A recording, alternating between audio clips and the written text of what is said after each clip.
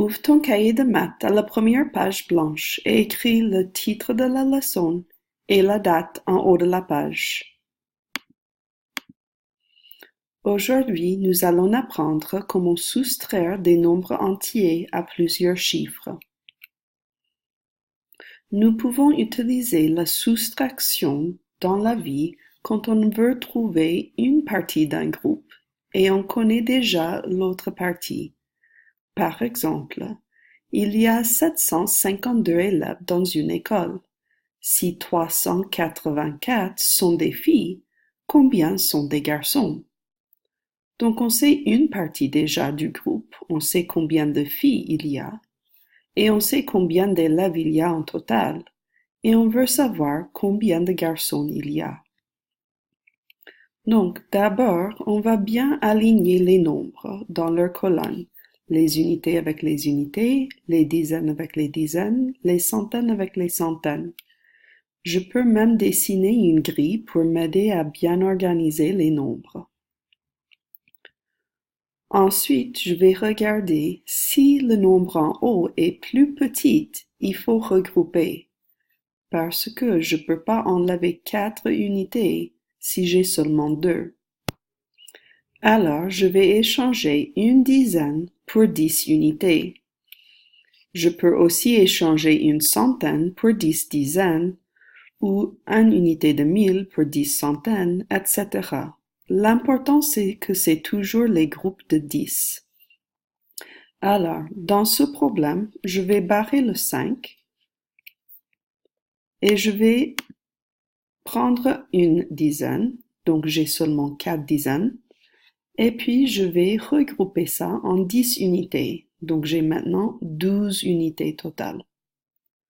Maintenant, je peux commencer mon soustraction. 12 moins 4 égale 8. 4 moins 8. Oh, je vois que le nombre en haut est plus petit que le nombre en bas, donc je dois regrouper encore.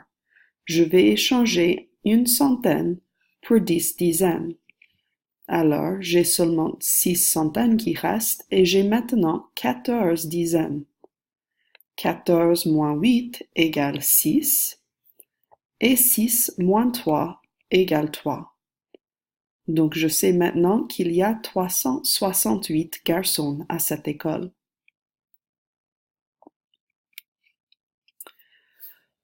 Pause la vidéo et essaie cette soustraction dans ton cahier de maths.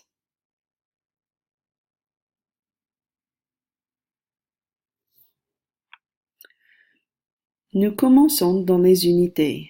1 moins 8. Je ne vais pas faire ça, donc je dois regrouper ici 5 dizaines et 11 unités. 11 moins 8, c'est plus logique, et je sais que je vais avoir 3 unités. 5 dizaines moins une dizaine égale 4 dizaines. Alors, 61 moins 18 égale 43. Pause la vidéo et essaie cette soustraction dans ton cahier de maths.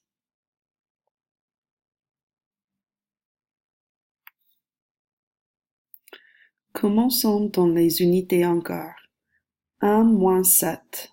Je vois que je dois regrouper parce que 1 est plus petit que 7. Alors je vais prendre une dizaine, ce qui veut dire que j'ai 8 qui restent, et je vais mettre 10 unités de plus, ce qui veut dire que j'ai 11 maintenant. 11 moins 7 égale 4. 8 moins 4, j'ai pas besoin de regrouper parce que le 8 est plus grand que le 4.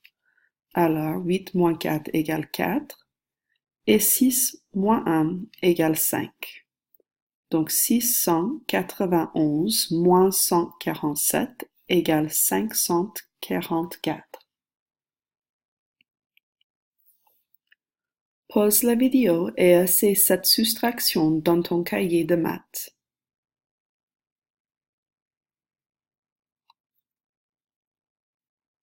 Dans les unités, on a 4 moins 0. Je vois que le nombre en haut est plus grand, donc je peux faire cette soustraction. 4 moins 0 égale 4. Dans les dizaines, on a 1 moins 2. Je vois que le nombre en haut est plus petit, donc je dois regrouper.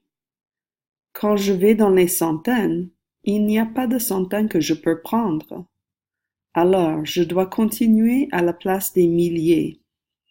Je vais prendre 1000, et alors je vais avoir 3000 qui restent, et je vais regrouper 7000 en 10 centaines, donc je vais mettre un 10 ici dans la colonne des centaines, et puis je dois continuer parce que ça ne me aide pas avec mes dizaines, j'ai toujours besoin de plus de dizaines. Donc je vais barrer le 10 et je vais prendre maintenant le centaine que je voulais au départ. J'ai maintenant 9 centaines et je vais mettre 10 dizaines ici. Alors j'ai un total de 11 dizaines. Maintenant je peux continuer la soustraction. 11 moins 2 égale 9. 9 moins 8 égale 1. Et 3 moins rien égale 3.